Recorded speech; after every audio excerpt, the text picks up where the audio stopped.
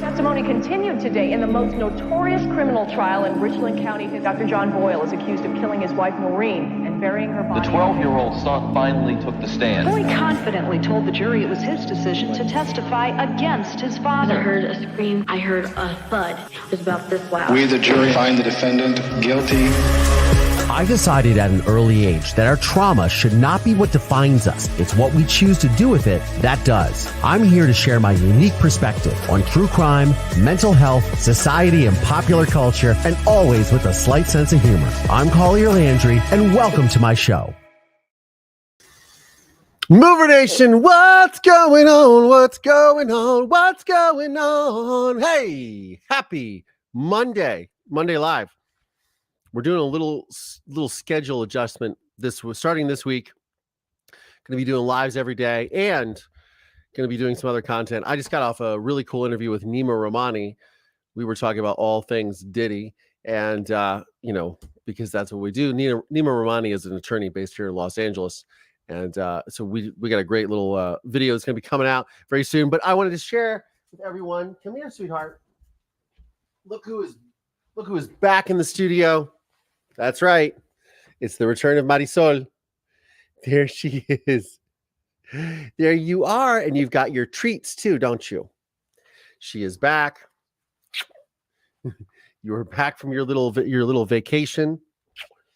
All right. I'm going to just put you all. I know. You want your little treat? Okay. Yep. There you go. All right. And she's out. Thank you all so much for being here. Happy Monday. What's going on? I'm going to try to find the little Marisol camera, the little Marisol camera. All right, here we go.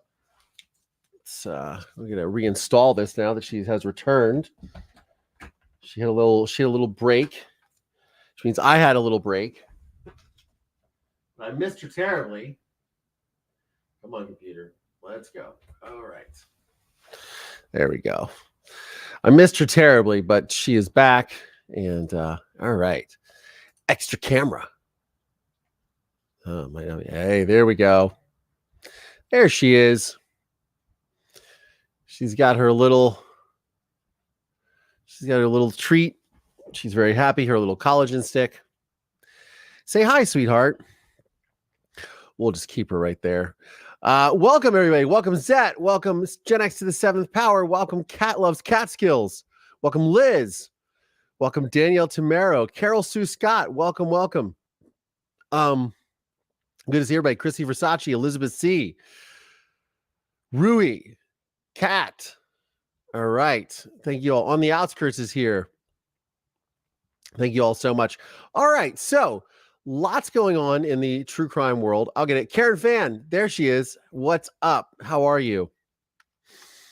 Thank you all so much for jumping on, coming on a Monday. We are trying out, like I said, some new schedules this week. I'm going to be on Soft One Underbelly starting on Saturday. My episode will premiere. So ahead of that, we're adjusting the schedule. Now we're officially in fall.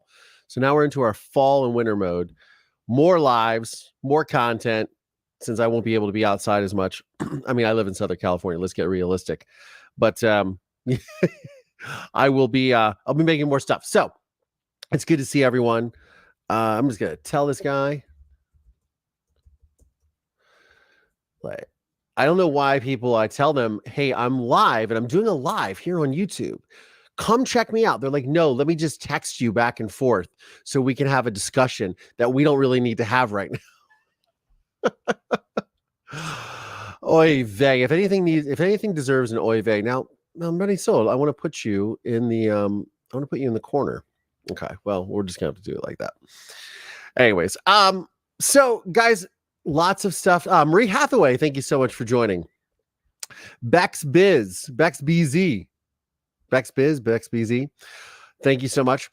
Soft White Underbelly is very cool. I'm very excited to be on there. So let's pull up. Let's see what we have going on in the interwebs. Of course, there's going to be some Diddy news. This is this is a little thing from Law and Crime where they are talking about Diddy's alleged slave. Yeah, let's pull. Actually, let's see. Why are celebrities keeping quiet about Diddy? Yeah, let's watch this one. I'm very interested in this particular trending in true crime, what they call it.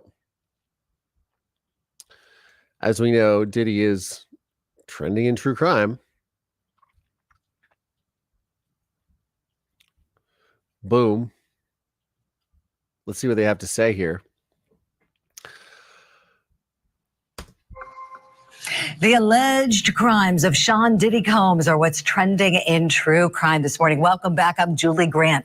Many people are noticing the celebrity associates who are not speaking out. Let's talk about them. For instance, Usher, who was managed by Diddy. Remember that when he was 13 and later worked with him as an adult. Usher recently wiped his profile from Twitter, X. He was mentioned in one of the sex assault lawsuits at someone who had sexual interactions with Combs. That's not good. Stern once asked Usher about Diddy's wild parties. Here's what he said. Hey, but you were 13. What were you saying? I went there to see the lifestyle. Right. And I saw it. And it was. And I remember this interview. I don't know if I could indulge and understand what I was even looking at. It was pretty wild. So nobody tried to, some woman didn't come along. I didn't say that. Okay. I didn't say that. What I did say is that there were very curious things taking place. And I didn't necessarily understand it.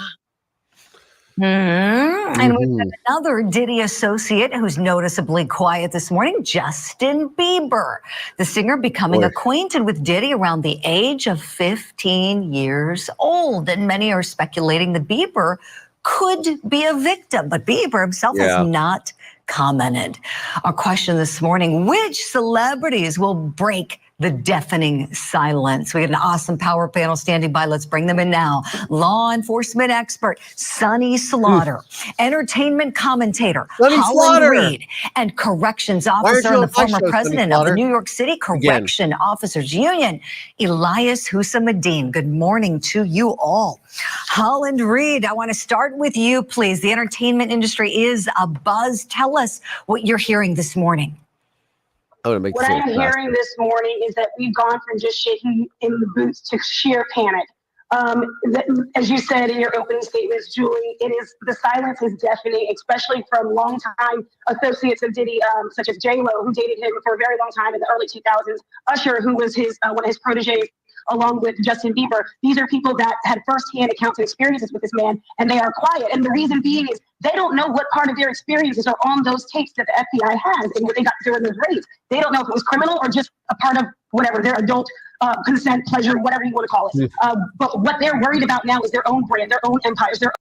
Their own brands, their own empires, what she's saying. So one of the things that I discussed today with Nema, and I'll probably play that interview here in a second, is we were talking about the extortion element of this and the RICO element of this, racketeering, it stands for racketeering, like RICO is an acronym, basically covers everything that you could possibly imagine underneath all of this. So one of the things is if the government can prove that he used these videotapes and this taped material against his victims as a way of extorting them, this is a whole different level of it's a whole different level of evil, but it's also a whole different level of charges and time that he will serve in prison. There's pretty much, I think everyone is starting to come to the conclusion that there's no way this guy is going to avoid any kind of prison time.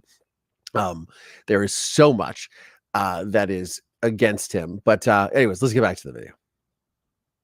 Own careers. And if they had any part of what they're worried about now is their own brand, their own empires, their own careers. And if they had any part of planning or any part of knowing about the minors or the sex workers there, they're going to be in big trouble as well. Oh, you're so right, Holland. You're so right. Sonny Slaughter, let's talk about that. When we think about famous celebrities who are shaking in their boots this morning, I would imagine these investigators are going to want to talk to a lot of people, that a lot of interviews may still need to be done. Would you speak to that, please, Sonny, the investigation aspect of this and what more needs to be done to gather all the information about what Diddy allegedly did? Good morning, Julie and my esteemed colleagues. So what I can tell you is that there has already been a lot of conversation with some of the celebrities that have been identified as victims, and another term that I use is victim perpetrators. So although some of these individuals may have been victims, they may have also been perpetrators that participated in the forced fraud and coercion of others. So those investigations, those conversations have already started, and everyone, as I have stated before, needs to obtain legal counsel. HSI, which we call Homeland Security Investigation, is the lead agency on this. They are the best at what they do. They are also working in concert with the FBI, the U.S. Attorney's Office, the U.S. Postal Service, the Department of Corrections, local, state, and other agencies to determine exactly where the intersection of criminal activity and the investigations need to take place. So this is an ongoing multi-jurisdictional agency investigation, and people who have attended these parties, who may have seen something and didn't say something, everybody needs to get an attorney, because everyone will get questions. Last thing that I'll say, one of the things that Diddy did, which has helped in this investigation, is that in the attempt and allegedly for forced fraud and coercion, he created his own narrative with the tapes, the videos, and everything that law enforcement can review. So this is a tracking and trending operation where they already have enough evidence, which is why the first indictment has come down, and you can expect that there will be more. Great information. So if you guys remember, I had Sonny on this program a couple of months ago, and we did discuss all this Diddy stuff. This is before all this came out as far as the indictments, but this is when the Cassie lawsuit had come. They had just done the raid of his homes, and she was alluding to like how all of this is going to come down. I'm going to play here after we're done with this. I'm going to play my interview with Neama Rahmani that I just recorded right before we got on. A little bit about him talking about the legal aspects that a lot of these people are facing, and that Diddy himself is facing, what his potential defense could be, as well as what the realistic outcome of all of this is for him. So we'll get into that in a second. So stick around for that. Let's get back to this little Court TV video here. Again, welcome everybody. T. Marie is here. Rhiannon Rose, Kat, Zet, thank you so much for coming on here as a mod. I appreciate it. New mod. Zet, new mod. I gotta do songs. Everybody's gotta have a song when you're a new member, when you're a new mod. Sticker songs, all kinds of stuff. It's all coming. I gotta creatively, I gotta come up with it in my head. The new mod, sticker, new member. Marisol, you want to say new member? It'd be great if I could get her to dance when there's a new. Yeah, hey, look at that face. New member. Marisol, new member. Say new members. Say new member. Say new member. Yeah, she doesn't talk. I guess dogs don't talk. Anyways, let's get back to the Court TV video. Sonny, thank you for all of that. One person who is speaking out, rapper Shine. Remember him, Diddy's artist? Oh, Shine. Back when that nightclub shooting happened in New York, we all heard about it. Diddy was there, Jennifer Lopez was there, and we know that Shine was the one left holding the bag. And even though there was a witness who said it was not Shine who shot me, Shine wound up being convicted, being deported. Let's take a listen to some of what he has said about Diddy. Hey! Let us not lose sight. Hey, new 5 memberships. All right. If you guys have not joined on the memberships, please do. You got a free memberships courtesy of Zet. Thank you so much, Zet. Zet got some memberships. Zet got some memberships. Marisol, now you can join the channel. You want to join the channel? She's sort of amused, but she's not. I don't know. Anyways. Yeah, I have to sing now. New members on the channel. New members on the channel, yeah. Oy vey. I feel like I need laughing gas or something. I don't know. Man, it is really it's very gloomy right now in Santa Monica, by the way. So I'm really bummed that my sunshine has gone away, but you guys are bringing the sunshine. Ain't no sunshine when she's gone. All right. Anyways, back to Shine. So this dude was like one of the best rappers. I remember when he came out. I'm of this age when this was like the hip hop I was listening to in like high school and college. So I remember when Shine came out, he was so good. And then he got locked away. And essentially his career, if he, quote, took the fall for Diddy, was ruined because of all of this. So let's see what he says, because now he's a politician. And some of what he has said about Diddy. Let us not lose sight of what the cold hard facts are. This was not someone who I vacationed with and who he and I enjoyed this great intimate relationship of brotherhood. This is someone who destroyed my life. Okay, Elias Hussamadeen, last but certainly not least, I want to go to you, please, and tap into your experience. Everybody's wondering, is Diddy going to sing like a canary now that he is locked up and not living his lavish lifestyle? There are many people who believe he could bring a lot of famous people down if he talks. What do you think may happen, Elias? Quite frankly, there's no telling what's going to happen under these circumstances. Sometimes people break and sometimes they talk.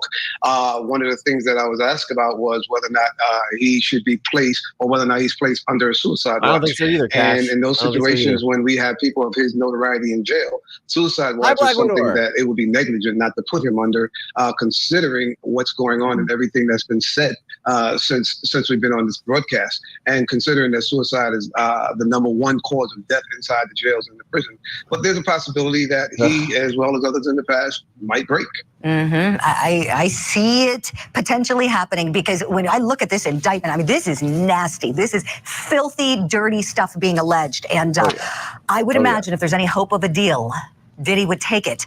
I want to play a clip from someone who is famous in the industry, someone that, knows Diddy. There's a long history there. And he's in lockup right now. The difference is he's a real hardened gangster. Suge Knight. Suge Knight speaking out about Diddy and talking about the things he's done, potentially catching up. This is prior to the indictment as well. Let's play a clip of what Suge said on his podcast. I tell you what, puppy. Okay, so I want to point out something that's absolutely insane. Suge Knight is currently incarcerated, yet he has a podcast. He's incarcerated, but he has a podcast. Just let that sink in for a second.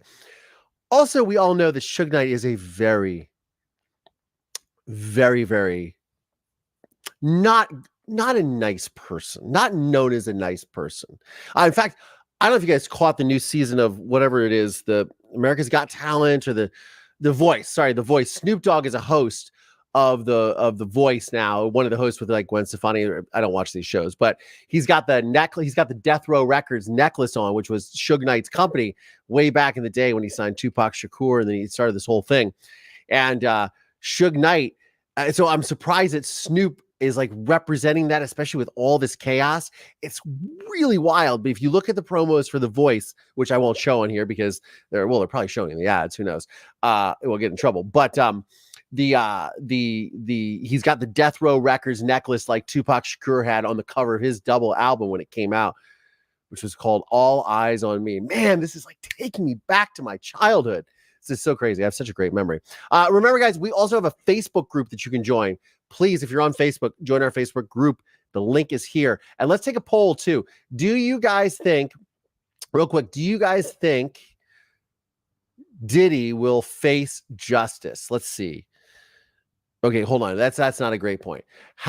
So do you think he will take a plea bargain? Do you think Diddy will take a plea bargain? Start the poll. All right. You guys let me know what you think. We're going to get back to this video with Suge Knight on his podcast from prison. Life's in danger. I tell you what, puppy. Your life's in danger. Music. Because you know the secrets. Who's involved in that little secret room you guys participate in. Oh, yeah. By the way, do not do your time going by Brother Love. Brother Love is not a good code name for prison. Oh. I'm out. Brother Love is not a good code name for prison. No kidding. Good. Those are sage words of advice from Suge Knight. Do not make Brother Love your code name in prison. Oy, what a nightmare. I mean, first of all, let's be very clear. The biggest nightmare for all of this is not what this a-hole is going through. It's the fact that so many people have been victimized. And when I play my interview with Nema Rahmani here in a second, we discuss the defendants in the indictment, the people who are mentioned in the indictment, which appears to be mostly Cassie Ventura as one of the main victims. But there are obviously many, many victims that have faced abuse at the hands of Sean P. Diddy Combs, Puffy, whatever you want to call him. A lot of people have been blackmailed by him, etc. So there are a lot of people who have been affected by this. So not to make light of this, and who gives a shit about him in prison? Like he can rot for all I care if he's guilty of all this. Again, he has proven it. He is innocent until proven guilty in a court of law. And as I always like to say, I am not a lawyer. I'm not a psychologist. I do not work in law enforcement. I'm just a guy who's been through a lot of shit. Check out the intro. You know where I'm coming from. But I think we all, because we've seen the evidence, when CNN released the video of him beating Cassie Ventura in the Intercontinental Hotel in Century City, where I'll be later on tonight, in Century City, that is a big, big deal because he denied everything before that. We mustn't forget that he denied everything, right?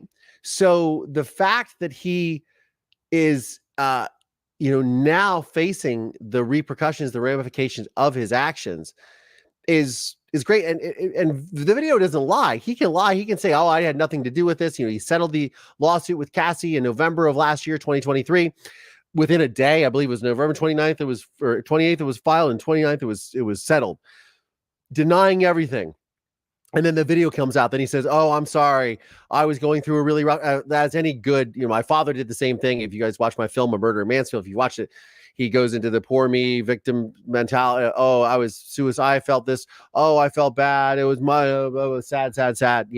Feel sorry for me. Woe is me. I'm a victim. He does the same thing. So it's all part of the mentality. I'm watching Marisol. She moved out of the camera. Oh no. She didn't want to be on camera anymore. She's enjoying her little collagen stick. Anyways, let's get back to this. Oh my gosh, it's like he's prophesizing there. Holland Reed, let me go back to you here. I know you heard this when he released it, and now the Diddy's indicted. Your thoughts, please. Let me just say this. I met Suge Knight one time, and that is the most menacing, scariest person I've ever met in my life, standing in his presence, and I never would like to do that again. He's also somebody that knows what it's like to intimidate witnesses and people. That's why these celebrities are keeping quiet, because they were scared for their life. Tim Porter was scared, Cassie was scared, but now here we are. And I think hopefully people will start talking simply because he is in jail and he is locked up. But they are still scared. Puffy has goons. He did not do this alone. Suge Knight knows what he's talking about, and they better listen. So well said, Holland. Thank you for that. Suge says Diddy's got the secrets. And so let's talk about something that is possibly one of those secrets. We've got online sleuths, of course, all over this. And this morning, they're taking a hard look at the death of Diddy's longtime former girlfriend, the mother of some of his children, Kim Porter. Remember her? She died. Can nobody hold me down? Oh, no. I got to keep on moving. I mean, the guy had some good songs. He produced some good records. And don't forget, Sunny Slaughter, who was on this core TV program, she was on my channel. We were discussing, and she does talk about the importance of when these perpetrators are, incarcerated, or you have certain feelings about them and what they've done, don't stop playing their music, because the proceeds of that music goes to benefit, not them, it goes to benefit the victims and the survivors of these crimes.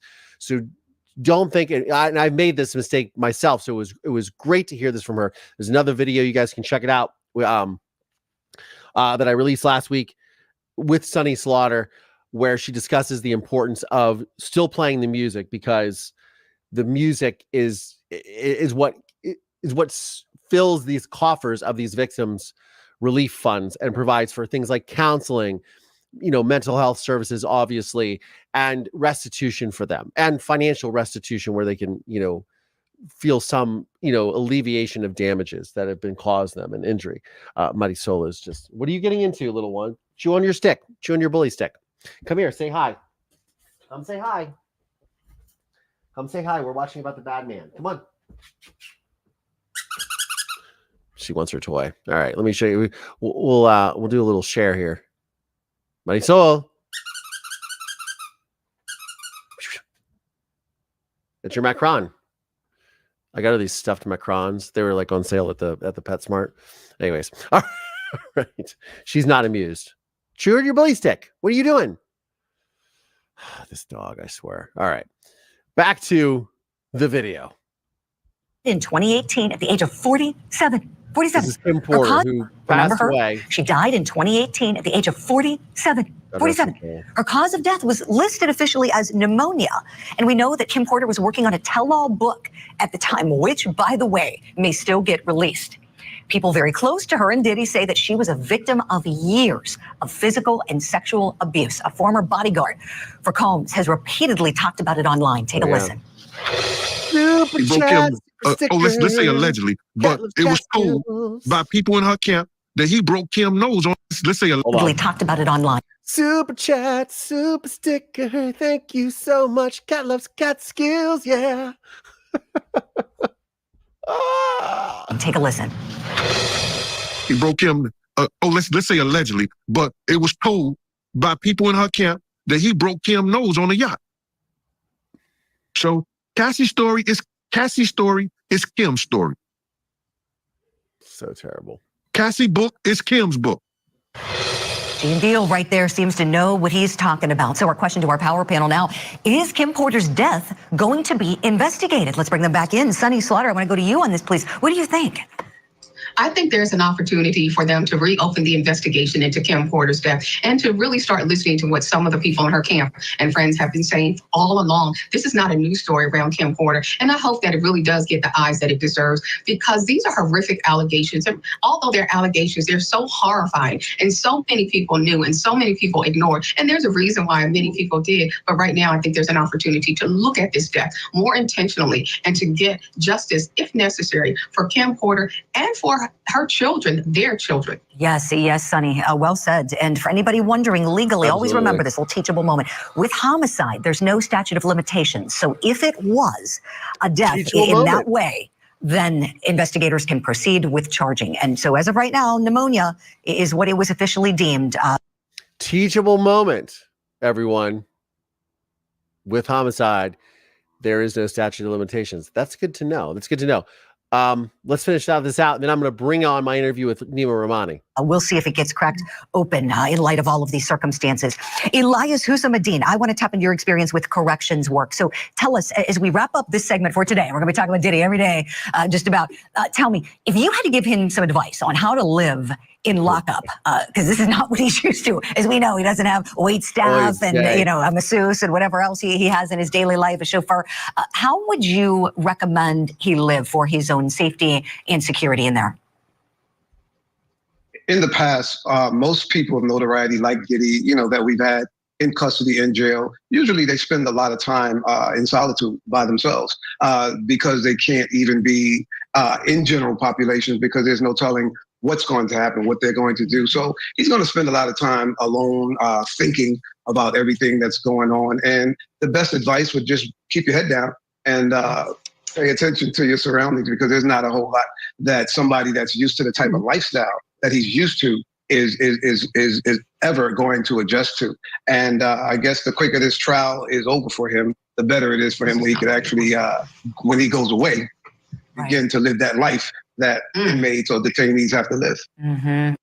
As my father would always say to me in prison, situational awareness, which applies to anything in life, right? Situational awareness with what's going on. Black Widow, thank you so much for gifting memberships. Black Widow gifting memberships. Black Widow gifting memberships. Now you can get a channel membership because Black Widow is awesome and she lives in Ireland across the pond. It's amazing. Thank you so much. Woo! Oy vey. I hope this is entertaining for everyone. Right, Elias. What you said, keep your head down. I feel like Diddy could really take a page out of Suge Knight's book in that regard. Suge kept his mouth shut. That is one thing that he has historically done. He's known for not breaking that code of silence. And oh boy, we'll see what happens. To be continued. Big thanks to our tremendous power panel today. Elias Husam-Adin, Sonny Slaughter, Holland Reed. Thank you all for your insight. We'll talk again soon. We're going to hit. All right. So that was very interesting. There's Marisol. Hey. Oh, yeah.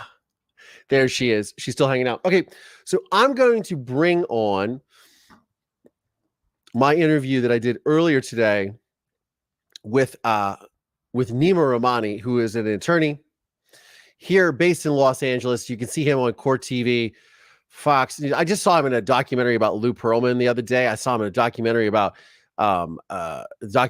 Taylor Swift recently. The guy's everywhere. And he was kind enough to come on the program earlier today, and I'm going to play a little bit of this interview with him. We also talk about the Karen Reed case. We also talk about Donna Adelson, but that's later. I'm going to play the section where we can that applies to played out as well. We talked about that a little bit, and I just was cutting a new. All right, so it's me talking about my bullshit. Karen Reed. Karen fan is a member for 16 months and loves this channel. Yeah. All right. Thank you so much, Karen Reed, for being a wonderful mod, website designer, and obviously channel member for 16 months. Thank you very much for your support. Look at that smiling face. All right, so this is my interview with Nema Rahmani, and he's going to talk about Diddy. Just shot this not even an hour ago. So right before I got on the live video with that particular conversation. So I'd love to get sort of which is let's see here. Program again. How are you, man? Of course. Thanks for having me back. It's been a while. It has been. So there's been a lot going on since we last talked, and P. Diddy is now, facing what appears to be justice that's been long overdue. What are your thoughts on that? I know you've been weighing in on a lot of programs, so give us a little. Long overdue is right. I mean, this is something that I expected months ago. I mean, at least shortly after Cassie filed her bombshell lawsuit in November 2023, Diddy's LA and Miami homes were raided in March. And really the question I had is, what's taking so long? Normally, after a raid like that is conducted, an arrest and charges usually happen in a matter of days or weeks. And here, it took almost 6 months. And the reason it's supposed to happen right away is you don't want people to flee. You don't want people to obstruct justice or try to tamper with evidence or witnesses, which is apparently what happened if you believe the government. And, so really what took so long, and the indictment itself was pretty bare bones. One victim, one defendant, not as expansive as I would have expected under the circumstances. That's interesting because I've read a little bit of the indictment. I know that there's racketeering charges, there's RICO charges as well. Is that correct? Yeah, so that first count is a RICO conspiracy. RICO, of course, is racketeering and corrupt organizations. So kind of the same thing. And then you have a sex trafficking count and a prostitution count. So 3 counts, but really one victim. The victim appears to be Cassie. She's not named, but based on the description of victim 1. And really just those 3 charges. Again, they're very serious charges. The RICO carries a potential life sentence. The drug trafficking could be, 10-year mandatory minimum, sex trafficking, 15 years. And so these are very serious charges, but again, not the expansive indictment that many were anticipating. I mean, lots of rich and famous celebrities alleging trafficking of underage victims. There was some discussion on some weapons charges. Those weren't charged for a number of reasons. So we may see a superseding indictment at some point with some additional charges. That's what U.S. Attorney Damian Williams said. But so far, Diddy's going to have to deal with this charging document. Oh, so there can be a superseding indictment is where they can stack additional charges and bring in other co-conspirators. That's absolutely right. And if you participate in the sex acts, or even if you were working for Diddy, you could be someone that's setting up the cameras and the lights, or even administering the IVs after these freak-offs. I mean, those individuals, even though they're just doing their job, that's not a legal defense. And if you're involved in the conspiracy, you enter into the agreement, you commit overt acts, you're actually on the hook and liable for the crimes committed on behalf of the conspiracy. So that's my. So I just want to point out really fast. So as he's talking about anyone who is involved in any of these situations, and we're talking like, look, I'm a filmmaker. I'm a videographer, cinematographer. I've been hired to shoot events. I've been hired to go to very famous people's houses and shoot events. I've never shot a freak off or anything like that. But, you know, if you're filming, let's say they're having a party and they hired you, hey, I want you to get some B-roll of the party. We're going to use it for social media. And you're just filming and you're not even a part of anything that's going on behind doors. You know, you don't know what's going on in the house. You're just out by the pool. Guests are drinking. It's Ciroc vodka, which he used to own, or, you know, all this stuff. And you're just filming stuff like that. What he's saying is essentially you could be charged because you're at the event and you're working. I mean, is it a stretch? Sure. And he's going to get into this. But think about that and think about the ramifications of what that looks like. You get hired to do something and you just think you're at a party. You don't know what's going on. I mean, you know, there's probably people doing drugs and doing all kinds of silly stuff in the house and what have you. And if you think about, if you're just there shooting an event or participating in an event or bartending an event and they ask you to make a drink and then somebody puts a drug in it or something and it goes to this, the amount of people that could be impacted by this is so massive because this is such a large organization. So it's something to think about. You know, the victims go well beyond, I mean, obviously the people who were victimized, who were abused, who were trafficked, and this is horrible, horrible stuff. But then the ancillary victims, that's something that I always talk about. You know, I talked about it in my film, Murder in Mansfield. I talk about it a lot here on this program. The ancillary victims who are a part of this, who just might have been just thinking they were working a regular party, just hanging out, or people who have attended didn't know what was going on, are now all of a sudden dragged into this because of this guy. So it's just something to think about that, you know, so many people's lives have been put in jeopardy by the selfishness of one person. It's just, there's always there's going to be tens of thousands of people, Cat Loves Catskills, tens of thousands, you know, it's something that, you know, it's staggering to think about how many people could be implicated by this or impacted by this rather. Long lawyerly way of saying that Diddy's employees may be liable for sex trafficking criminally, even though they didn't participate in the sex act. So they're probably need to lawyer up and they're likely cooperating with the feds to avoid that type of exposure.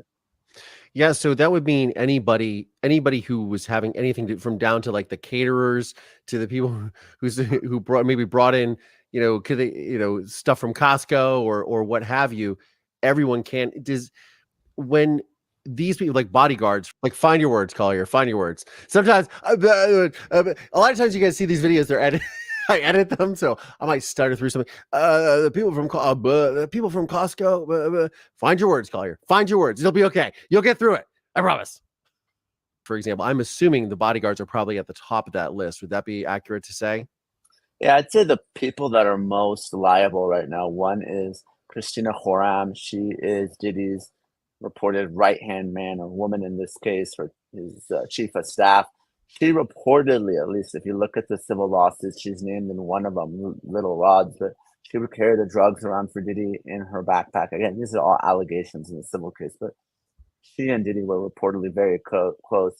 There's the individual, Paul, who was arrested in March, I believe. That was the guy who was arrested at the airplane, right? Exactly. The alleged drug mule. Yeah. Someone like that obviously has some exposure. But you're right. I mean, anyone who's involved in bringing these commercial sex workers and, you know, if they were involved in any of the force or the threats, they are in a world of trouble right now. Now, you're a former federal prosecutor, correct? Yes, that's correct. So if you were bringing, I think last we talked about the Karen Reed case and people's overall mistrust of the government, of law enforcement. But something that I've talked about, I had a friend whose office actually arrested Diddy. He's worked in DHSI for, 2 decades now. And, he was saying for them to come in and, because the government has nothing but money and time and resources at their disposal, for them to come in and do this, like they've got him dead to rights. What would you think, based on your experience? I mean, do they have him dead to rights? Is there some sort of possible, plausible defense? People are talking about him throwing his, himself in the mercy of the court and saying, I screwed up, I'm sorry. But, what does that look like realistically? I agree with your buddy. They do have him dead to rights. Now, there's a possible defense in the case, and I'll talk about it in a minute, but the feds usually have the luxury of waiting until they have a made hand or a bulletproof case or whatever analogy you want to use.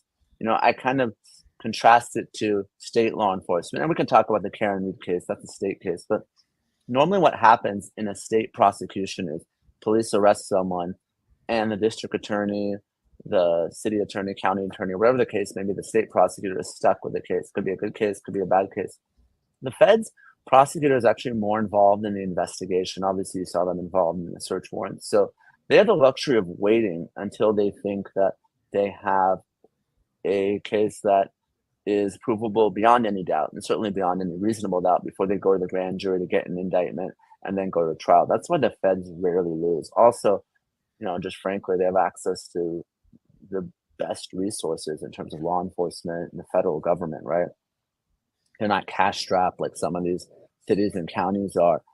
So for that reason, yes, when the feds get an indictment, they almost always win. Now, what's Diddy going to do here if you're going to defend the case? If we're going to defend the case on the merits, which I think he's going to do, he's got essentially unlimited money. He's reportedly worth $1 billion. He's going to fight this. And let's not forget, he's fought criminal charges before. Obviously, a very different case. But the New York State nightclub shooting with J-Lo, he fought it and he won. Now, in this case, he's going to argue that the sexual contact was consensual. That means that doesn't matter how freaky it is, doesn't matter how weird it is, consenting adults can engage in this type of conduct if it's consensual. Now, of course, the government's going to argue that it wasn't consensual. There was force, fraud, or coercion involved. Those are the three important distinctions between consensual sexual activity and sex trafficking. And of course, if minors were involved, minors could never consent, but there's none of that alleged in this case. Now, you raised the possibility of Diddy rolling. So the question is, would he go and do something that, for instance, Jeffrey Epstein never did, right? Or Ghislaine Maxwell never did, and start naming names? I'm sure there were, if you believe the rumors, lots of rich and famous people who participated or at least witnessed these freak-offs. So is he going to start identifying those individuals? Does that move the needle? Certainly possible. But even if that happens, Diddy's still really the main target, the head of this organization. He's going to spend a lot of time in federal prison, even if he cooperates. So he might just try to swing for the fences and get off entirely. That's an interesting point. So Susan says, I heard there was a press conference tonight at 7 p.m. Eastern time. Well, that will be in a few minutes. So we might have to check that out as well to see what's going on. As far as, is this a Diddy related press con? Is there a PC? Yeah, I heard there was a press conference. Okay, we'll see what's going on. Yeah, Nema is super duper professional. I'm so grateful he came on the program again. I've got some other stuff with him. Been working on all day, but it hasn't gone out yet. But it'll be out after this video, and you guys will check it out. We also talk about, as I said, Karen Reed and Donna Adelson as well. But let's get back to Nema and of course, little Marisol. There she is. Yeah, it's a good girl. All right, let's get back to Nema and what we're discussing here. What is the likelihood of that, do you think? I think that's unlikely. I mean, everything that he's done has been to deny. He's tried to contact witnesses, at least if you believe the government in its bail memo and during the detention hearing, or not in its bail, in its detention memo in opposition to Diddy's bail package. They said Diddy's trying to contact witnesses, trying to convince them that this was all consensual. And we know that a lot of folks have filed civil lawsuits against Diddy. There's been at least 8 or 9 filed. He may try to pay people off. He may try to intimidate them. We don't know. But I do think he's going to try to cross-examine and go after a lot of these witnesses and argue that, hey, the sex happened, because it's going to be very difficult for him to prove the sex didn't happen because there's so many videos and witnesses of it. But I think the argument is going to be that it was all consensual. By the way, Cash, I will be playing guitar. I have not been playing guitar very much at all in probably the last several months. I'm in a little bit of a funk, but so I gotta get my chops back a little bit, and then we'll have it. Might be making up a few songs for the channel as we do these lives every day, and so look forward to that. But let's get back to Nema again. I hope you guys are enjoying this. This is Nema Rahmani, Esquire, the president of and co-founder of West Coast Trial Lawyers. You can check him out The link to his website is in the description below. This guy's on every channel. This guy's all over the place. I don't even know how he has time to practice law. He just got his law license in Washington State a couple of months ago too. So he's all over the place, like Nevada, Washington, I think New York, LA, California. I mean, it's the guy's, I don't know. I don't think the guy sleeps. So, and he's on documentaries. He's amazing. And I'm very grateful that he came on the program. Anyways, let's get back to Nema. Talk to me a little bit about what exactly sex trafficking is, because I've described it. My buddy said it's something where they can seize your documents, they seize access to everything, and you're basically held prisoner, because I couldn't quite understand that. What exactly is it? Yeah, I mean, sex trafficking compared to just sex does have those elements of force, fraud, or coercion. So of course you can kidnap someone, right? Traffic them from another country, lock them up, and engage in sex with them, or make them available to have sex with other people. That's your sort of classic textbook sex trafficking, right?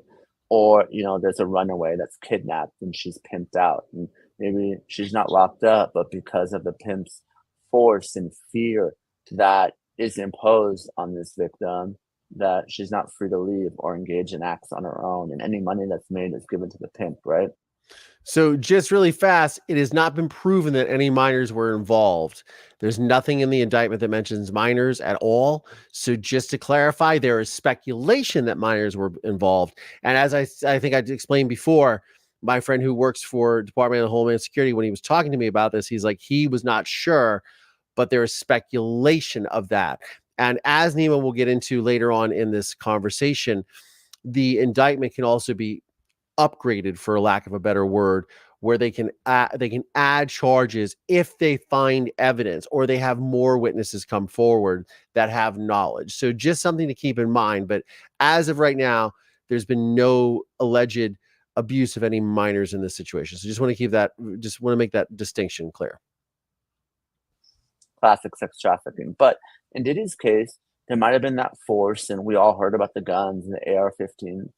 We've all seen the video of him beating Cassie Ventura in 2016 at the Intercontinental Hotel in Century City here in Los Angeles. But there may be a coercion element as well. So it's force, it's fraud, or there's coercion, right? That's what makes it trafficking and not normal sex. The coercion might be, Diddy reportedly kept videos of the sex acts to use as blackmail or leverage over his victims and his participants. Again, these are all allegations, but if so, that could be a type of coercion that's used to make individuals, continue to comply and participate in these freak-offs. Yeah. You said he's worth $1 billion. Is that what he has access to? I don't know if he's still worth $1 billion. These are media reports, but he's worth a lot of money. He's well into the $100 million plus. His homes in Los Angeles and Miami are worth a lot, double-digit millions. And obviously, he's got a very successful, music company. He's got merch, a clothing line. He's got liquor. He's got a lot of very successful businesses here in the United States. So I'm not his accountant, but reportedly, he's worth a lot of money. Certainly much, much, much more than most criminal defendants. So on that note, reason why I'm asking is there's a lot of talk, and tell me what the probability of this is, but if he is found guilty, do all of those assets become seizable by the government? Not necessarily. Now, so to get into this, people have said Diddler use actual police officers in uniform to guard his parties, which they can determine how the hell that was allowed. So you can hire. So this is a very standard practice here in Los Angeles. Many people hire former police officers, off-duty police officers for protection services, especially when you're very high profile. Now, would that put these officers in jeopardy? Probably, I'd imagine so, right? That's a great point you're bringing up. Jay. It looks like it says I on the thing. Jay, it's a great point. But oftentimes, even on movie sets, we use off-duty and we use retired police officers or law enforcement to guard sets because the high level, high caliber celebrities are on set. There's a lot of people, stuff happens, expensive equipment, etc. And they're hired, they're paid really, really well. So thank you so much, My Father's Alibi, for the super sticker. My Father's Alibi, super sticker, My Father's Alibi. That is Allison Galvani, who will also be on the program very soon. We spoke over the weekend, or what was it? The weekend? Was it Friday? I can't remember. All the days run together sometimes. She's gonna be on the program. She's fantastic. Professor at Yale. Sent me a picture of her and Bernie Sanders together the other day. I was like, I thought I was half asleep and I looked at it. I thought, is that Larry David? I thought she sent me a picture of her with Larry David. It was Bernie Sanders, who apparently appears to be very tall. So thank you so much for the super sticker. I appreciate it. My Father's Alibi. Let's get back to Nema. They're alleging a criminal enterprise, right? And that's there in the United States. So I'm not his accountant, but reportedly he's worth a lot of money. Certainly much, much, much more than most criminal defendants. So on that note, reason why I'm asking is there's a lot of talk, and tell me what the probability of this is, but if he is found guilty, do all of those assets become seizable by the government? Not necessarily. Now, they're alleging a criminal enterprise, right? And that's typically the mob or the street gang or the cartel. Now, if the enterprise profits and there's proceeds of illegal activity, absolutely, that can all be seized. So the question is, was Diddy's sex trafficking and was this conspiracy that it was a part of this enterprise, was it profiting from the sex acts? And if so, absolutely, the government can seize those ill-gotten gains. Obviously, in Diddy's case, it does appear that he has a lot of legitimate businesses. Now, did he potentially benefit? And again, this is a little bit of a logical leap, right? But let's say he had leverage over certain individuals in Hollywood or in the music industry, and he used those videos to benefit, then maybe, just maybe. But obviously Diddy is, a little bit differently situated than individuals whose primary business is that illegal criminal enterprise. I don't think anyone can really argue that, Diddy's fortunes were amassed because of this criminal enterprise. He does obviously have legitimate businesses as well. So if he was to leverage those assets, those video assets, whatever he has, recorded material against artists to sign on his record label or to not leave his record label, then those assets could be seized? Potentially, yeah. There would have to be some sort of nexus to the criminal activity, for it to be subject to seizure and forfeiture. It just wouldn't be like, well, you're a criminal, but you're a successful business person. We're going to seize all your businesses, your property, your cash, just because you're a criminal. It just doesn't work that way. How does this differ from a mafia case? I mean, obviously, he's, I don't know if he's part of the mafia or not, but how does that differ when they're prosecuting people, most famously John Gotti? So sometimes there are moments when I just wish I could just smack myself across the face. Stop bumbling. Stop.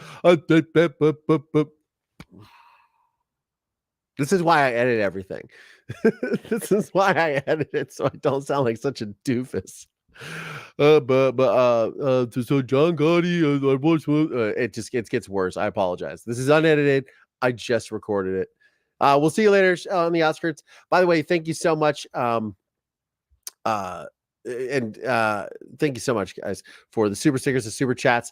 Thank you so much for the super stickers, super chats, yeah, and for joining the channel members, and for gifting memberships, Black Widow and Zed. Thank you. If you guys haven't taken advantage of the memberships that were gifted, please do. You can. It's above the chat box. You can opt into the gifted memberships. So I'm told. I don't know exactly. Welcome, Phoebe Mac. Last time I looked, he had a net worth of $650 million. That is $650 million more than I have. Let's just leave it like that. Yeah, that's just wild. Anyways, back to the bumbling Collier interviewing Neema Rahmani. Appreciate you guys suffering through it with me. Several decades ago, like what is the difference in these types of cases? You hear Rico, right? Rico. And I've seen that in every Scorsese movie that I've probably ever watched. What is that? How does this differ? Well, it differs because obviously you're dealing with a much more structured organization when you're dealing with The Mob, right? You have, The Godfather, you have Made Men. We've all seen those movies, right? Yeah. This is a lot looser. You got Diddy and his entourage. Obviously, a lot of people are working for him. He's got security, he's got assistants. I'm sure he's got private chefs and, everything in between. So now under the RICO statute, it's a very broad statute. The criminal enterprise is loosely defined as any association of two or more people. So, historically, when I was young and even when I was a law student, RICO wasn't used like this, right? But we've seen it used more and more. It's a very powerful statute for prosecutors, and I can kind of explain why. You can rope in a lot of people. We talked about all the people that work for Diddy. You can even rope in a lot of charges, bring in charges that are state crimes, charges that are even barred by the statute of limitations. So I brought up the example of the Cassie beating in 2016. I'm here in Los Angeles. I live about a mile away from the hotel where that happened. Well, the statute of limitations for that crime has run in California. It can't be prosecuted, but it can still be alleged as a RICO predicate act. So you can get a lot of conduct charges, defendants, rope them all in, and it all becomes relevant evidence. And obviously we talked about potential forfeiture as well, carries significant sentences. But we're seeing RICO used a lot more. Obviously, the R. Kelly case is a recent example. There was a NXIVM sex cult case. Even Donald Trump in Georgia. Now, I'm not saying it's not trying to get political and say it's the proper use of RICO, but So just really fast. So as Nema tells me in the interview later, so he talks about Trump more than by far and away. He's on all these channels. All he's mostly talking about is the Trump cases and the cases against Trump, which, as anyone who follows politics knows, there's quite a few of them. There's quite a lot to talk about.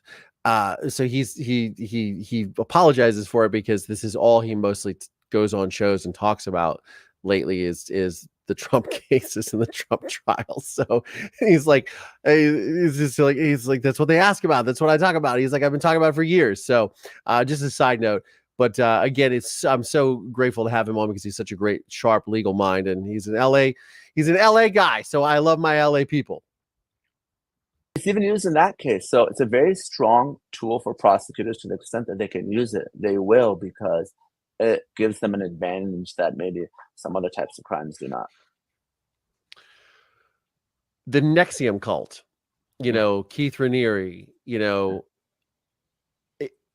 a lot of people are comparing this, and he's doing 130 years in prison. Yeah, he's doing a lot of time. One of the similarities I'd say is, the NXIVM case, you had someone who was using information against the victims, right? And here, at least the allegation is, Diddy is using videos against the victims, against the participants, to have them keep coming back. And, that was a very interesting case, very sad case, but also lots of victims, right? After he was convicted, I think 100 victim impact statements with someone that never accepted responsibility, was trying to, influence people even from prison. And I think that's why the judge slammed him. We'll see what Diddy ends up doing. But yeah, I mean, if you have a similar case where you have many, many victims come forward, reportedly, there are at least 50 people that the feds have talked to already, and they say that people are coming forward every day. Who knows? We may end up getting there, and Diddy may end up doing decades in prison. Yeah, what do you think the likely sentence for him would be? I mean, is he able to plea out? Is this something he can, go for, plea bargain, enter a plea bargain? Yeah, he can plead. A lot's going to depend on the evidence that comes out. Right now, like I said, we have one victim. We have lots of allegations. Look, right now, if he pled to the indictment, just the indictment, he didn't go push the case to trial. He didn't take the stand of perjury himself. He actually accepted responsibility for what he did. Just want to remind you guys, so we did have here's your question, my Michelle HR 88866. Also, guys, please smash that like button. There are 246 people on this live right now. If everyone hits that like button, we got 246 likes. Please do it. Actually, 247, because I'll hit that like button too. Please hit the like button, guys. It helps the channel grow. I really appreciate it. It doesn't cost a thing to go like. If you're liking it, if you're liking guests like Nema, who have taken their time out of their day, or their ridiculously busy schedule to join the program, please hit the like button. 253 likes, guys. Let's have it. There's no excuse. Just hit the like button. If you're here and you're enjoying this information, please. It helps so much. You have no idea. All right, back to the interview. If I had to guess, this is just a pure. I'll just go ahead and back one this up a little victim. You know, we have lots of allegations. Look, right now, if he pled to the indictment, just the indictment, he didn't go push the case to trial. He didn't take the stand of perjure himself. He actually accepted responsibility for what he did. If I had to guess, this is just a pure guess. But if he presented some sort of mitigation package, it's not particularly sympathetic, but if he did, I would guess that he'd probably get someone between 20 to 30 years in prison. Just a guess if he pled right now, which is obviously not an insignificant sentence, but you could potentially get out while he's still alive. He pushes the case to trial and he makes all these victims testify and all this terrible evidence comes out, then it's really rolling the dice. Obviously, he could walk and get a not guilty, but he could get even more time. Yeah, so either way, it's not looking good. No, not at all for Diddy. You know, he is in a world of hurt, lots of evidence right now. And the irony is the video that he took to use to blackmail and extort people, again, if you believe what the government's saying, maybe the video that ends up putting him away because witnesses can lie, Diddy can lie, the victims can lie even. The video doesn't lie. And that's why, again, that video of him assaulting Cassie was so powerful. I got to cut to it. We got another super sticker. We got a super sticker, yeah. Got a super sticker, yeah. Thank you, Karen Isabel Stewart, for the super sticker, yeah. Hey, look, I'm getting the song down. Thank you so much. Thank you so much for the super sticker. I really appreciate it. All right, back to the conversation. So that video can be used against him. Absolutely. Even though the statute is run, it's alleged as a predicate act and assault within 10 years of the other RICO predicate act. So no question, that video can come into evidence. And it's really telling. Let's not forget, from the time the raids were conducted, from the time that Cassie, if you look at the timeline, right? November, Cassie files her lawsuit. Diddy, through his lawyers, deny, lawsuit after lawsuit after the raids happen in March, still denying. Then in May, CNN gets a hold of that video. They release it. All of a sudden, Diddy has to apologize, right? From like Bali or something. Yeah, exactly. And then he tries the poor me victim. Oh, I was drunk. I had an alcohol problem. I went to rehab. I'm sorry. God forgive me. I mean, just all the same. You know, I'm used to this one from my father. Yeah. The same thing. It's just nonsense. I mean, in my opinion. No, it was as a half expletive apology, and you know, people weren't buying it, but he had to say something, right? After denying for 6 months, just goes to show how powerful video evidence is. Yeah. Can also the fact that he tried to pay off to cover up that video, does that also come into play as well, those for the charges? Absolutely. I mean, that's sort of consciousness of guilt, right? He reportedly paid $50,000 for the video. There was another copy, or it was in the cloud somewhere, and reporters were able to get it. I'm sure law enforcement was able to get it as well, either through the reporters or independently. But I mean, no question, when you have that type of conduct, that's irrelevant. It's consciousness of guilt. How now the media getting a hold of that, and obviously he paid people off to not show that video. Can anyone get in trouble for sharing that video? Can they be brought up on charges? Can they be sued by his, like, what happens with that? It's going to be very difficult. And reportedly, Diddy had people sign NDAs. Yeah. But non-disclosure agreements, they are invalid when it comes to sexual assault, even sexual harassment. So the law is pretty clear on that.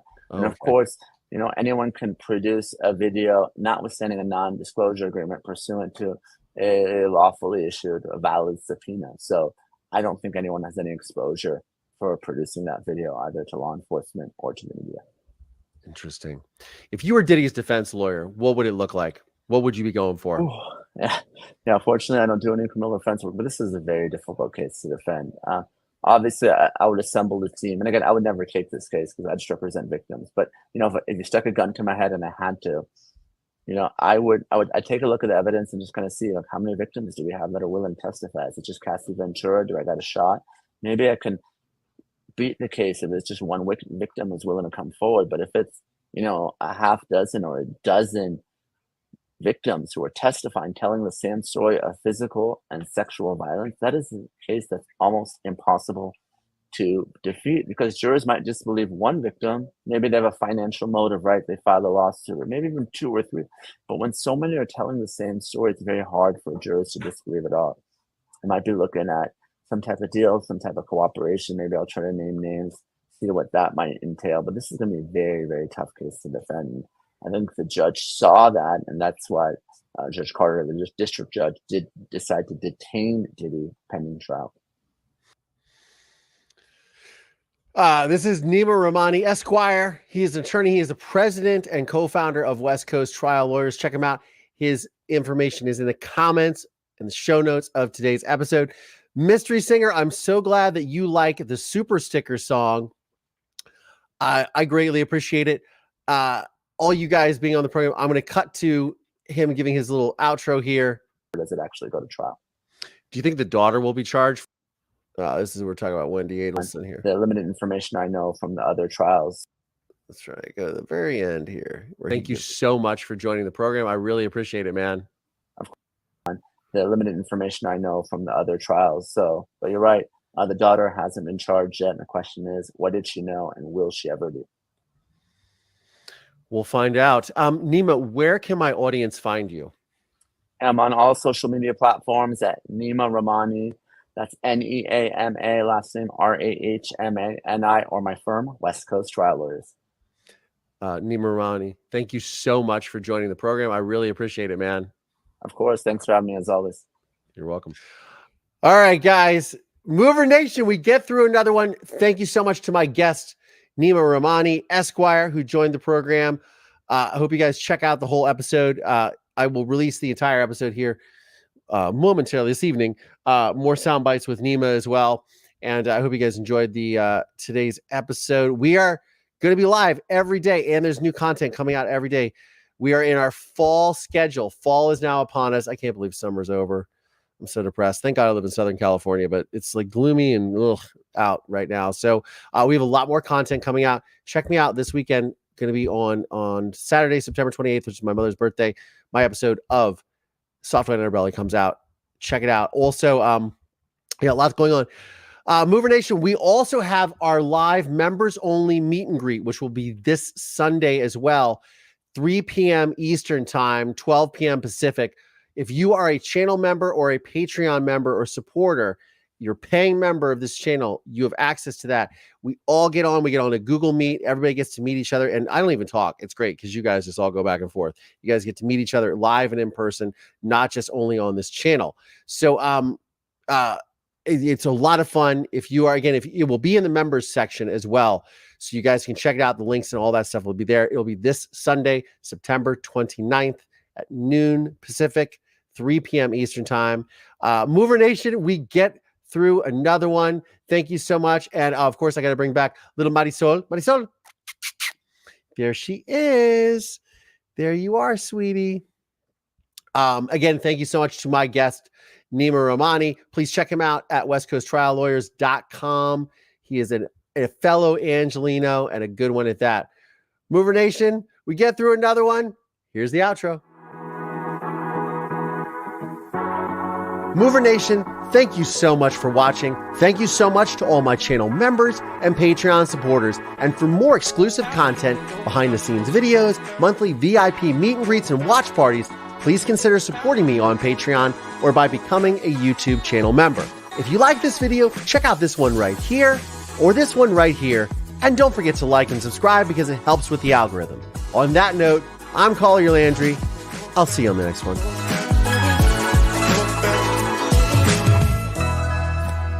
Good girl, Marisol. Good girl. Of course, I forgot to give our poll results. I can't believe this. Our poll results are, do you think Diddy will take a plea bargain?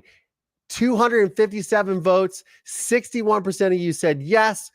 39% said no. So sorry, guys. I'm going to end the poll.